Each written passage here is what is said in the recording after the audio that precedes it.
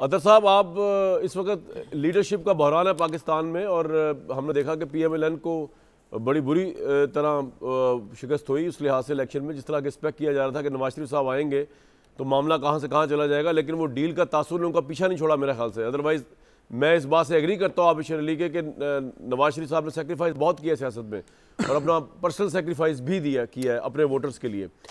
तो आपके नज़दीक डील का तासुर नवाज शरीफ साहब के हवाले से आप एग्री करेंगे भट्टी साहब से, या आप एग्री करेंगे बाजवा साहब से? क्योंकि अगर आप बाजवा साहब से एग्री करते हो तो फिर नवाज शरीफ ने डील नहीं की।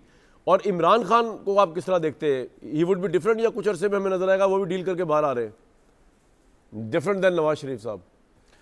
देखिए, इसमें इशू ये है कि जिस तरह आपने फरमाया कि बाजवा साहब ने हालिया दिनों में ये बात की, माजी में भी वो इस तरह की बात कर चुके हैं, कुछ मुझे तो आर्मी चीफ बताया उन्होंने, पता है, और वो बार बार ये कहते हैं। हाँ जी जी जी बिल्कुल। मेरी भी उनसे एक सरसरी सी मुलाकात हुई थी, उसमें भी उन्होंने काफ़ी इस तरह की चीज़ों का बताया, बल्कि उन्होंने ये भी बताया कि शहबाज हुकूमत उनको एक्सटेंशन भी ऑफ़र करती रही जो उन्होंने नहीं ली। इशू यहाँ पे ये है, इशू असल ये है कि आज 76 साल के बाद आज हम इस नहज पे क्यों हैं कि मुल्क के साबिक आर्मी चीफ को कुरान पे हाथ रख के ये कहना पड़ रहा है कि मेरा सियासत से कोई ताल्लुक नहीं। इस नहज पे चीज़ें पहुँची क्यों हैं? क्या फ़ौज का या किसी और इदारे का ताल्लुक सियासत से इन किसी भी सेंस होना चाहिए?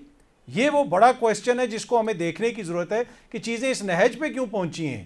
कि आपने देखा कि ख्वाजा आसिफ साहब ने टीवी पे ही फरमाया कि जनाब हमारा तो 2019 में ही राब्ता हो गया था और हमें कहा जा रहा था कि आप आ जाएं, हम देख लेंगे, हम चीज़ों को संभाल लेंगे।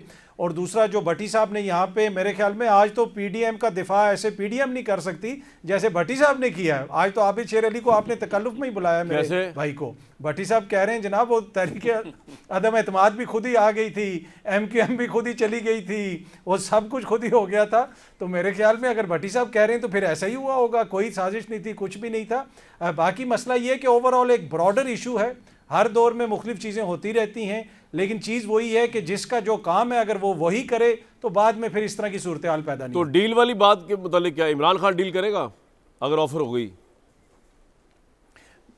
देखिए, इस वक्त हुकूमत के पास कोई चीज़ है नहीं ऐसी कि वो उनको ऑफर कर सकें, और इमरान खान साहब कोई ऐसी चीज़ ले नहीं सकते। देखिए, आप जब चीज़ों को उस नहज पे ले जाएं कि जहाँ पे आप उसका निकाह भी ख़त्म कर दें, नहीं, ये लीडर की बात नहीं है। इस वक्त आप उनको दे क्या सकते हैं, ये इशू है ना। डील उस वक्त होती है जब दोनों पार्टीज को उनको रिहाई मिल सकती है मेरे भाई। डील का एक ये होता है कि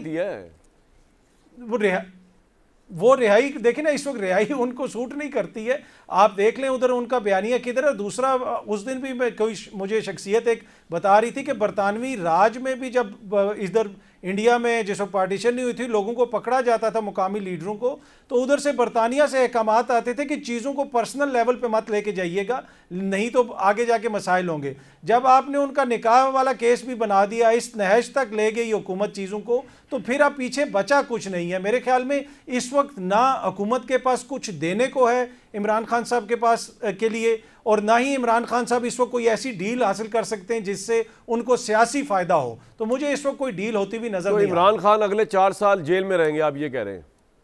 केसेस की नोयत अगर यही रही? नहीं, ये तो देखें, इसमें जो हुकूमत से इशू हो गया है कि जो सज़ाएं ऊपर तले इन्होंने दी हैं, तीनों सज़ाएं दे दी, थोड़े वक्फे से देते तो वो एक अपील होती, दूसरी होती। अब तो ये सारी चीज़ें इकट्ठी चल रही हैं, अब इसमें थोड़ा टाइम लगेगा। पर जो लोग ये कह रहे हैं कि खान साहब इस महीने बाहर आ जाएंगे या अगले महीने, मुझे तो इतनी जल्दी वो बाहर आते हुए नहीं लग रहा कि इतनी जल्दी आएंगे, लेकिन मुझे सालों के बाद भी नहीं लग रही। जिस किस्म के मुकदमात हैं, इन मुकदमात में आप उनको सालों अंदर नहीं रख सकते। राइट।